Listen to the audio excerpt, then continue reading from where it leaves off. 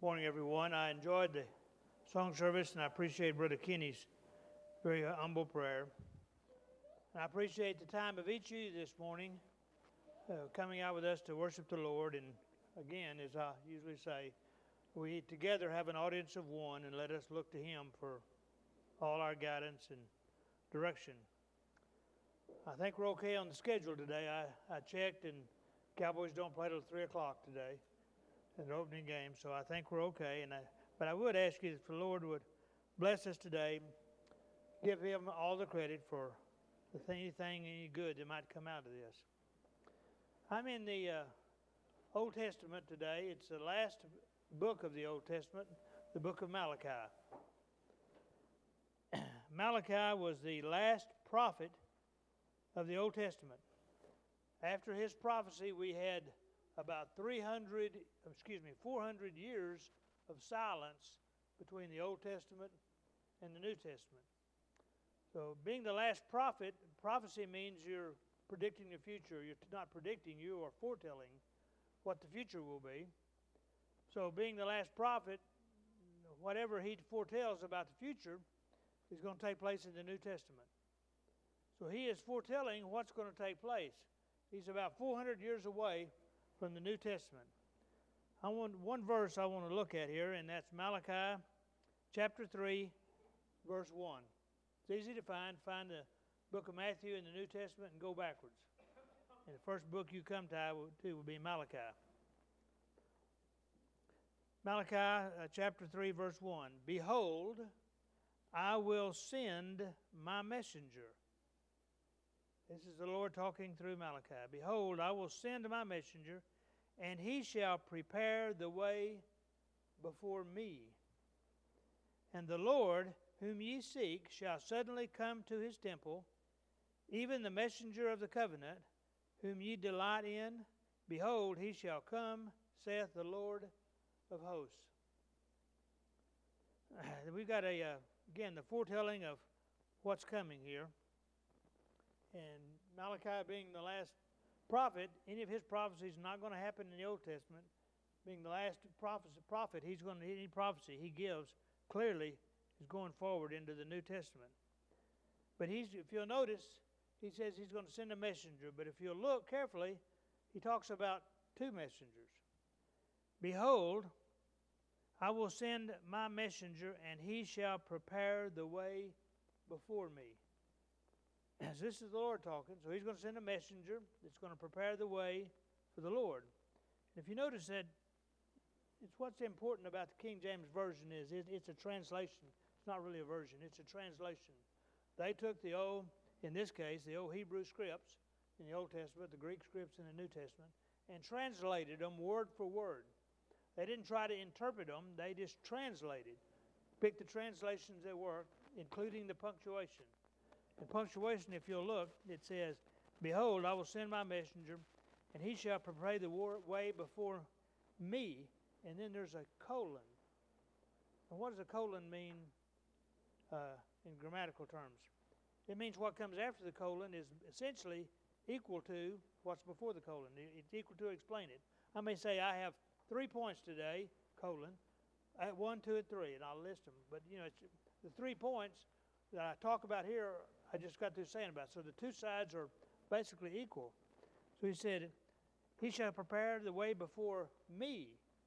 Now after that he defines me. And the Lord whom ye seek shall suddenly come to his temple, even the messenger of the covenant. Even means he is the messenger of the covenant. The same one we're talking about here, same person. The Lord whom ye seek shall suddenly come to his temple, even the messenger of the covenant. So there's a second messenger. One is the messenger of mine that's going to come prepare the way. And then secondly, there's the messenger of the covenant, whom ye delight in. Behold, he shall come, saith the Lord. What I want to look at here in just a moment is, number one, who are these two messengers? One is the messenger that prepares the way before the Lord. And the other one is the Lord who is the messenger of the covenant. And also, the second question, first is who the two messengers are. It says he suddenly comes to his temple. Now, suddenly doesn't mean like we think it all times. It does it mean hastily. In this case, suddenly means unexpectedly. And that's true. I could be sitting here and suddenly I look up and I see somebody that's been there a long time. That didn't mean they came in hastily, but unexpectedly I saw them and wasn't expecting to see them. So, number one, the Lord shall come to his temple. I want to look at the temple. If he's coming to his temple, what temple are we talking about? And even the messenger of the covenant, and it shall come suddenly. So we've got two messengers, we've got a temple, and we've got him coming suddenly into his temple. Now, what is he talking about? The temple. Which temple is he talking about? Before we can decide that, we need to go back and look and think a minute here about what temples we have. We know, where's the temple today? There's 35 acres over there in Jerusalem up on this mount. Is the temple there? There's no temple there, is there? No temple there. That's about 35 acres. It's the most fought-over, bloodiest piece of ground, I believe, in the world. Right now in there's a Muslim mosque that's been there. It's been there for several hundred years. Last temple was destroyed, we know, in 70 A.D. Let's backtrack a little bit and let's go back. When the Lord says, I want to come down and dwell with my people, we've got to go back into Exodus. I believe it's chapter 25, 26. When the Lord tells Moses, I want you to build me a tabernacle. Gives him all the instructions, and those are detailed, and there's lots of good sermons there. But he says, this will be the place that I will come down and dwell with my people. I want a dwelling place on earth. So they build a tabernacle to fit that means. And the Lord says, the center of the worship service, well, I'll come down. The center of that is going to be the Ark of the Covenant. And that ark had, it was a big box, a big golden box, very elaborate, very beautiful. Had a box, and inside that box were several things, but primarily it was the tables of the Ten Commandments, the law. That's how the law got started. Right there was the Lord's Ten Commandments. Those are inside that golden box. The box had a lid on it called the mercy seat. And that's where the priest would go back in the back part of that tabernacle, and he would kill a lamb, a sheep, a goat, a ram, whatever, a bull, and he would take that blood and he would sprinkle it on that mercy seat, on that seat, and that would be seek the forgiveness of sins. We had to kill, takes a death to kill and blood, sprinkle on that mercy seat, and then the Lord would forgive the people's sins for 1 year. We know that Christ, when he died, and he eliminated our sins forever, but back then, that was the center of the worship, was that Ark of the Covenant inside the tabernacle. Now, we rock along here, and the nation of Israel, I'm skipping a lot here, a lot of good stuff in this, but for my purposes, we'll skip a time here, and David was there. David came and conquered the land after, when he was born, the people chose Saul as their first king, and the Lord, that wasn't his choice. And we know that David became king later, and he united all the fighting tribes, 12 tribes of Israel, the families were all fighting. He united them behind him, so he represented the entire nation as king. He said, let's move the tabernacle to Jerusalem, and he moved it to Jerusalem and moved the Ark of the Covenant. That was a big ceremony. It's pretty interesting. And he says, but for 400 years since Moses built this tabernacle, we've been worshiping the Lord in this cloth-type tabernacle, this tent. We need to fix that. We need to build the Lord a permanent home. And the Lord came down and said, yes, I'd like to have a permanent place. Everybody else has permanent places. David, you built yourself a nice temple and a nice house. I don't have a palace. I don't have a permanent place to reside and dwell among my people. He says, but David, you can't build it. You got blood on your hands. You've defeated all the enemies, and I'm not going to let you build it, but I'm going to let your son build it. So Solomon comes along. When he comes along, David gathered up all the materials. David said, okay, I can't build it. But he started saving up all the gold and silver he can. He tried to make deals to help out Solomon. When Solomon became king then, he started to work building this temple. We know he made a deal with the king of Lebanon and got these great renowned cedars of Lebanon, these huge cedar trees that he came and built a temple out of on the inside, the cedars of Lebanon. We all know the qualities of cedar. He built everything with quality products. Anybody's had a cedar chest to keep the bugs out, whatever it is, termites and the worms and all that stuff, they won't come in cedar because it has that smell, that quality to the wood that the bugs don't bother it. So we built the temple out of these wonderful cedars, and then on the inside he overlaid everything with gold. On the outside he built the stones and built stones around it. So it was a fantastic temple, grandeur, one of the wonders of the world at that time. And Solomon brought in the Ark of the Covenant. It's the centerpiece of the worship service. It's where the Lord says, I will come and dwell above that Ark of the Covenant, between those cherubims, which I can never pronounce, right on top of the mercy seat. I'll come and I'll bring my glory with me. And we know when Solomon dedicated that temple and dedicated it with the Ark of the Covenant behind those curtains, back in that most holy part, the Lord came down and He made His presence known. Back during the days of the tabernacle and in the temple, when the Lord was there, you knew it because His glory filled the tabernacle, filled the temple. In the tabernacle, you could see fire and smoke above that most holy place where the Ark of the Covenant was. And in the temple, that's where above the Ark of the Covenant, that's where the Lord came down and made His presence, and He dwelt among His people.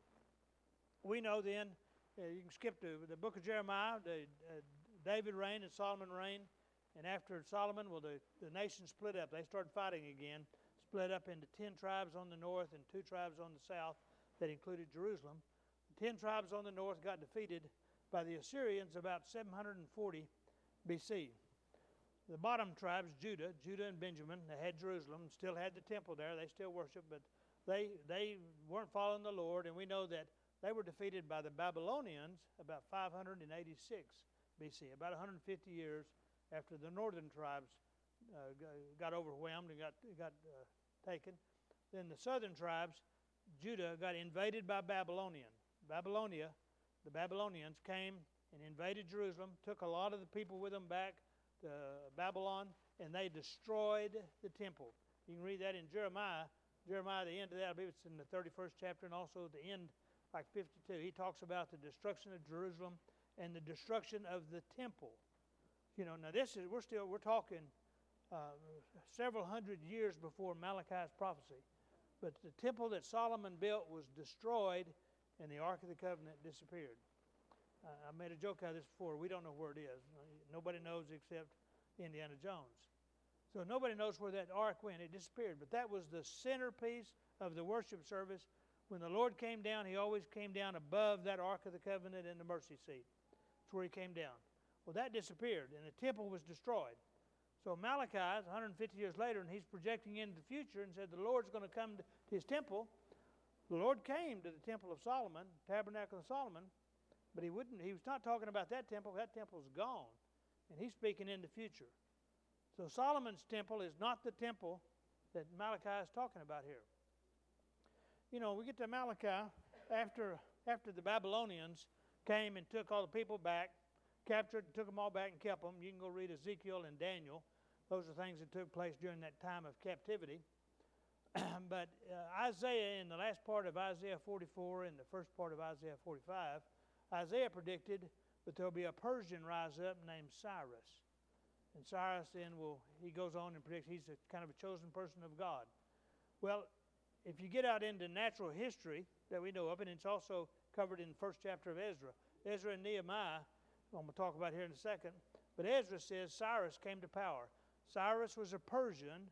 He came and overtook and overthrew the Babylonians. So he overtook the Babylonians, and in his first year, Ezra chapter 1, verse 1 says, in his first year, he said, we need to let the Jews go back to Jerusalem.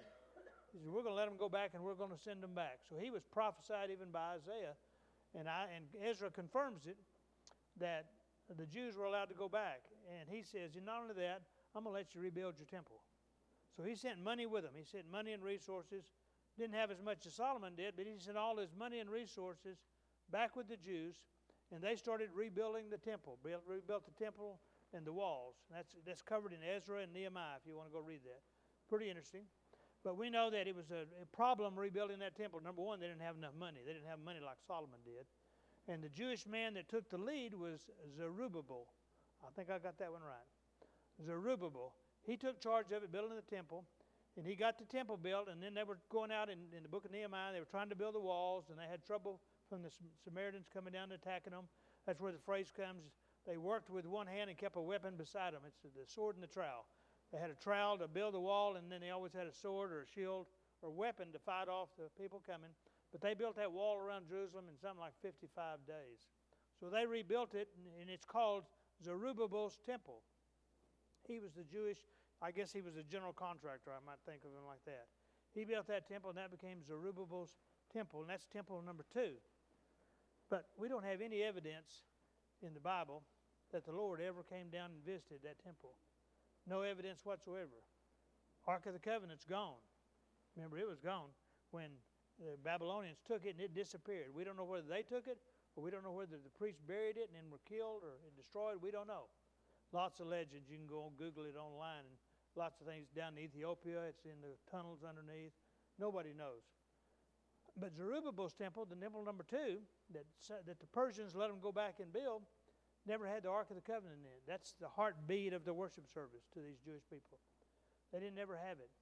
And Zerubbabel's temple was finished 50 years after they got kicked out. Babylon took them. Cyrus came to power 50 years later, and he let them go back. A lot of them that came as children were now getting to go back as adults and see this temple rebuilt, Zerubbabel's temple, when they worshiped in it. But it was plain. It wasn't anywhere elaborate as like Solomon's was. They continued worshiping that way, but in the meantime, and right at the end, after Zerubbabel's temple is built, that's when Malachi wrote his prophecy. So when he's writing this prophecy, Zerubbabel's temple is right over there in Jerusalem with them. We got 400 years of silence now until we get to the New Testament after Malachi. During that 400 years, it's silent in the Bible, but it's not silent in world events. The Persians had taken over the Babylonians. In a short period of time, the Greeks overthrew the Persians. The Greeks, led by a guy named Alexander the Great. You've heard of him. A city is named Alexandria is named after him. Alexander the Great overthrew the Persians. Alexander the Great installed a man, I can't pronounce his name, it's in history, but he installed a man at Jerusalem. He was unhappy with the Jews, and he said, keep them calm. This guy was real mean and real bitter, and about 125 BC, the Jews overthrew him and threw him out of the temple that they had. That was the Jewish leader was named Jewish Maccabeus. You may have heard of Maccabeans. He overthrew him on Christmas Day. It wasn't Christmas Day then, but about December 25th of 125 BC. The Jews celebrate that day to this day. It's a day of dedication. They rededicated the temple. They call it Hanukkah. When they separate Happy Hanukkah right there at Christmas, the same time we celebrate Christmas, they're celebrating that time when they threw this evil Greek leader out. Later on, in about 70 BC, the Romans came and overthrew the Greeks, and they took over the Holy Land then. The Romans were led by the great Pompey, King Pompey. King Pompey came, and he was building the Roman Empire. He said, we got to have somebody in charge of Judea. So he said, I don't want to put a Jewish person in charge of Judea. I want somebody who they respond to. So he found an Edomite. Remember, David and Joshua and all of them had defeated the Edomites? He found an Edomite, rich man, and elevated him up to king. His name was Herod the Great. And he put Herod king of Judea. Well, Herod goes, I remember all these Jews talk about how great King David was and Solomon was and had this great temple. Herod had an ego, huge ego. He wanted to be a king like Solomon was. So he says, I'll rebuild your temple for you. And he dedicated a ton of money. He wanted to be king. He took Zerubbabel's temple, that plain temple there, and he added on to it. I mean, he almost rebuilt an entire new, it'd be the greatest remodeling job you've ever seen. He built towers and courtyards and Solomon's porch, and he really added to it and expanded it. He made another great temple. It wasn't as great as Solomon's, but at that time, again, it was considered one of the great wonders of the world. And this became known as Herod's temple. It's really an expansion and a remodeling of Zerubbabel's temple. That's the temple that was built by Herod in 63, 60 BC, and it was there in place at the time of Christ. Herod was a young man, and 60 years later, when Christ came along, and Herod the king was then still there, and he was great ego, wanted to be king. He heard there was a new king in town. These wise men told him, and of course he sent them to go kill him. That's the temple that was there at the time of Christ. So we had Solomon's temple, which was destroyed. We had Zerubbabel's temple, which was in place when Malachi wrote it, but Zerubbabel's temple did not have the Ark of the Covenant. And there's no evidence that the Lord ever came down. His Ark was gone. And then we had Herod's temple, and they had that most holy place, but it was empty. Still, no Ark of the Covenant's inside there. No place to worship. So what temple is it that Malachi is talking about? He's going to come back and worship. He's going to come suddenly into his temple. That's the temple that's in place when Christ comes along. Let me go back to my text now. Let's go through these questions that I said we had to ask. Behold, I will send my messenger, and he shall prepare the way before me. Well, I think you know the second messenger of the covenant. You know who that's going to be. That's going to be Christ, and we'll talk on that in a second. But who's the messenger that's sent to prepare the way for Christ? John the Baptist. John the Baptist is known for that. Let's go over here to you don't have to go, you'll know these. And so go over here to the book of Mark. And Mark begins, the beginning of the gospel of Jesus Christ, the Son of God, as it is written in the prophets.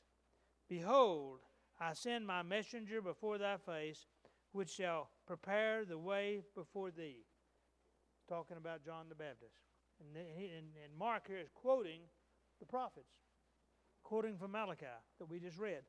And then he goes on and says, up here in verse 2, he used prophets, plural, 2 prophets. He also then goes on and quotes Isaiah chapter 40 when he says, the voice of one crying in the wilderness, prepare ye the way of the Lord, make his path straight.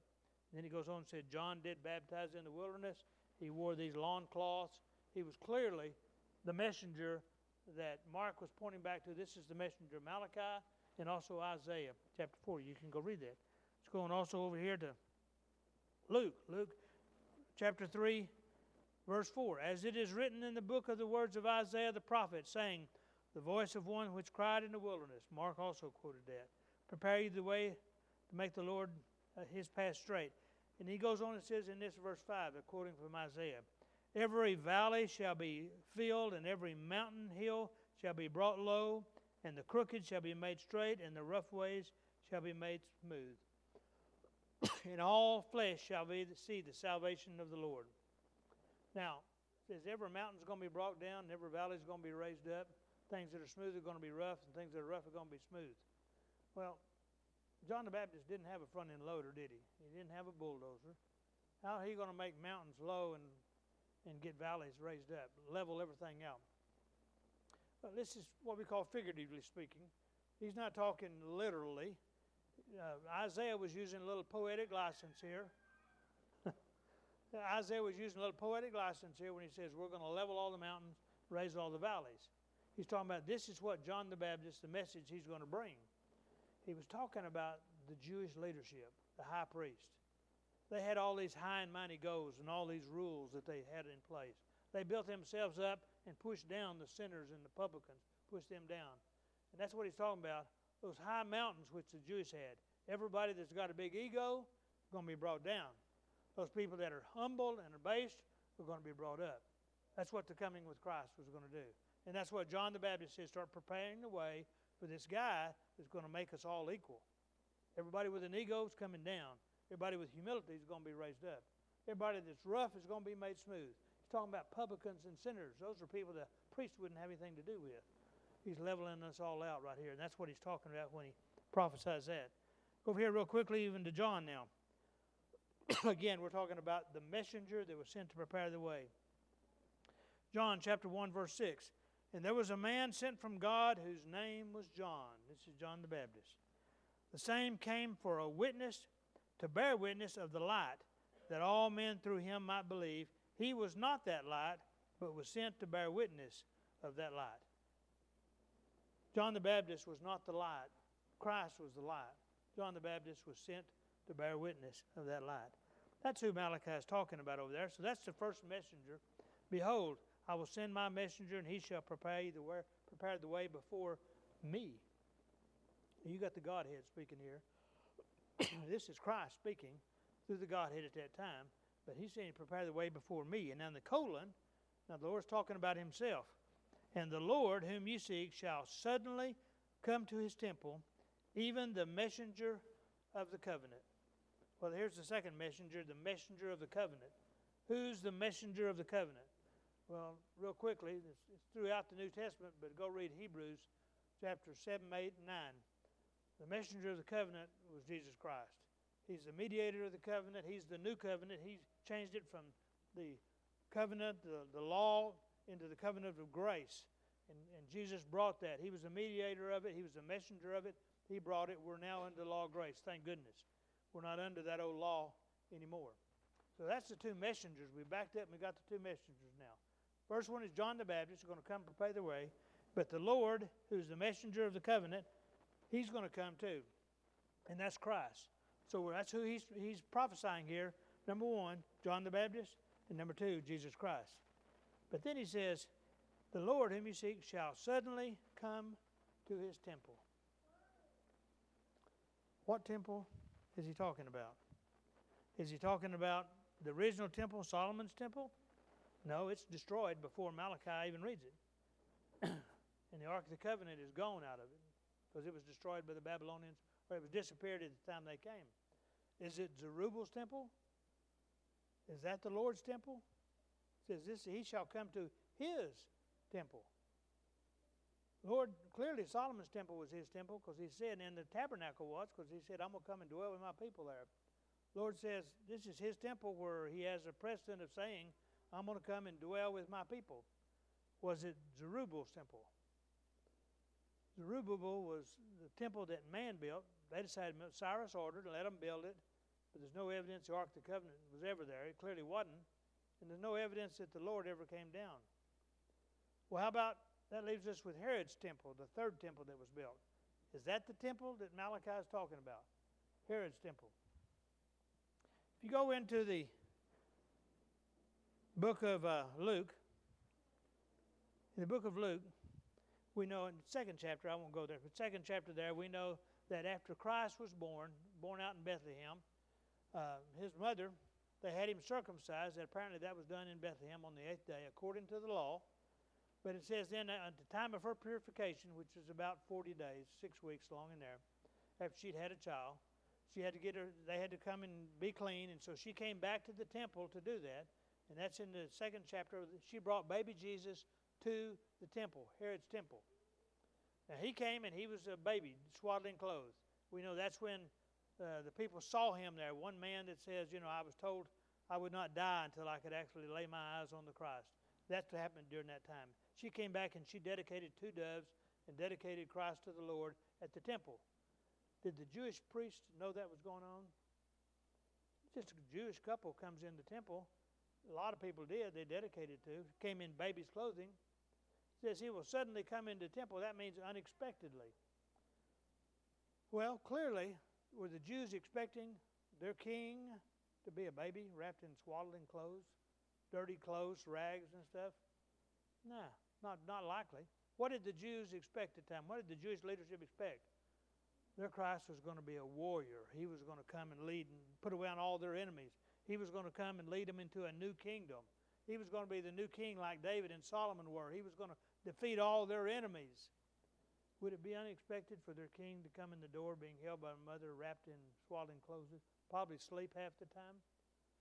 Clearly, that child came in unexpectedly, didn't it? That child came in unexpectedly. So Jesus came to Herod's temple clearly in an unexpected manner. They were not expecting that at all. Does that make Herod's temple the temple that we're talking about here? Let's go back to I want to take you back to the time 2 Samuel when the Lord appeared to David and said, David, 2 Samuel chapter 7. He said, David, I'm not going to let you build the temple. It's going to be built by your seed. 2 Samuel 7 verse 12, it says, the Lord talking, it says, speaking through Nathan the prophet, and when thy days be fulfilled, and thou shalt sleep with thy fathers, David, after you're dead, I will set up thy seed after thee, which shall proceed out of thy bowels, and I will establish his kingdom. He shall build a house for my name. He's going to build a temple for my name. And I will establish the throne of his kingdom forever. That's what the Lord told David back then when he was predicting, when the Lord's saying, David, I'm not going to let you do it, but I'm going to, after you, I'm going to have a temple built, and it's going to live forever, and it's going to be the house where he's going to dwell with his people forever. Did Solomon's temple last forever? No. And that happened before Malachi, so we know what it couldn't be. Zerubbabel's temple, did it last forever? No. Herod's temple, did it last forever? It was destroyed by the Romans in 70 AD. What temple is Malachi talking about that the Lord will come back to suddenly. If it's Herod's temple, go back with me over there. Remember the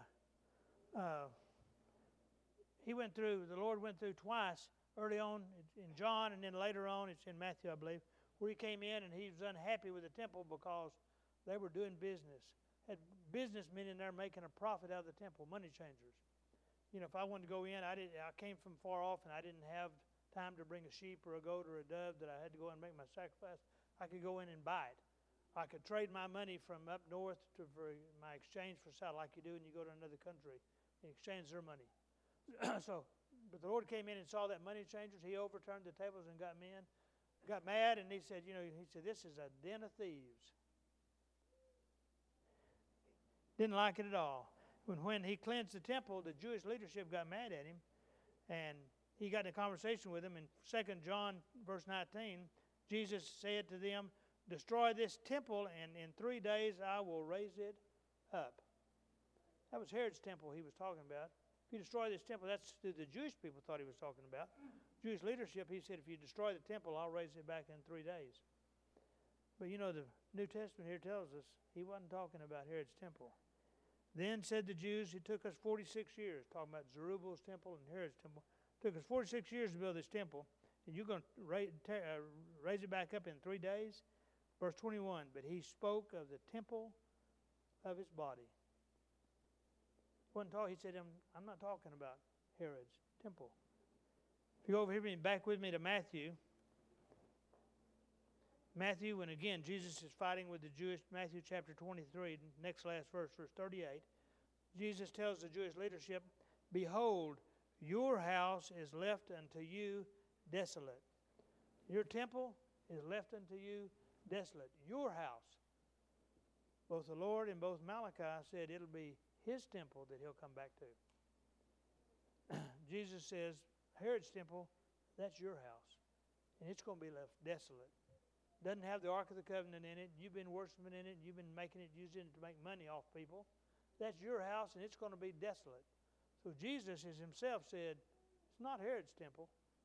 One Jerusalem is not Herod's temple. They didn't have the Ark of the Covenant. What temple is it that Malachi was telling us to? Go over here to 1 Corinthians. 1 Corinthians chapter 3, verse 16. Apostle Paul is telling us, know ye not that ye are the temple of God, and that the Spirit of God dwelleth in you. You're the temple of God. God is dwelling inside you. He's chosen you to make his place to dwell among the people. If any man defile the temple of God, let him God shall destroy, for the temple of God is holy, which temple ye are. Go with me over 3 chapters. 1 Corinthians chapter 6, Apostle Paul tells us again, chapter 6, verse 19. What? Know ye not that your body is the temple of the Holy Ghost, which is in you, which ye have of God, and ye are not your own? For ye are bought with a price. Therefore glorify God in your body and in your spirit, which are God's. The temple he's talking about is you. He said he was a messenger of the new covenant, and he's going to return to his temple suddenly. How does he return to it suddenly? Go read the 3rd chapter of John about being born again. He said you don't know when the Spirit is coming like the wind. You don't know when it's coming, when it's going. It comes unexpectedly. Did it come unexpectedly to John the Baptist? Came while he's still in his mother's womb. I'd say that was unexpectedly. How about the Apostle Paul? Struck him down on the road to Damascus when he was going out to arrest people worshiping Christ. Struck him down. It came to him unexpectedly, didn't it? He came in unexpectedly, and he came to his temple. But, we don't have a good worship service without the Ark of the Covenant there, without the law being in that Ark of the Covenant, without the mercy seat. Go read Hebrews chapter 8, verse 10. The Lord says, I will put my law. The law was what was in the Ark of the Covenant, the 10 Commandments. I will put my law into their minds and into their hearts. You've got it inside you. That law that was in the Ark of the Covenant is inside you, and the Lord puts it there. Christ has come, as we're told. Christ has come to dwell in you. He's the mercy seat. It's on Him that blood was shed for the mercy seat for you. We don't do it like we did under the Old Testament because Christ died for you and spread His blood for you. He's inside you. The Ark of the Covenant is here. Everything you need to worship is right here, into your heart and into your mind. That's where the temple is, and that's the forever temple. The Lord told David, I'm going to build him a house that'll last forever. The temple that He puts inside you is there. The Lord is inside you. You are His temple. I'm afraid to say I'm not treating my temple like I ought to. I'm not taking care of it like I ought to. I'm not helping it and making it grow. And sometimes I've damaged it physically. But I want each one of us to say, the Lord has come and put Himself in you. You're the center of His worship service. You are. We ought to be here every time the church doors are open. We ought to be reading our Bible. We ought to be studying. We ought to be praying to Him. Because you're the center of His worship service. You're the temple. The temple's inside you. The Ark of the Covenant's inside you. Christ is inside you. He's the center of our worship service. He couldn't make it any more personal for you than He does. He has put Himself there. He's there, and that's where the temple is. That's what Malachi was talking to us about here. The Lord shall suddenly return to His temple. You know He's there when He lets you know He's there, and that comes when you're born again. Not of your choice. It wouldn't be suddenly. If I could plan out when I was going to be born again, it wouldn't be suddenly, would it? That's what Malachi tells us. The Lord has put Himself in you. We need to remember that. We need to treat our temple as if it's Solomon's temple. We ought to dedicate it. We ought to worship it like that. And we ought to thank the Lord for giving us that access immediately. Used to, you had to access Him in Solomon's temple, through the priest. You didn't get to go see God personally. Well, God says, you can see me personally now. This is the temple that lasts forever, and it's on you. Y'all have been very kind to me with your attention, and my prayer is that the Lord will richly bless you.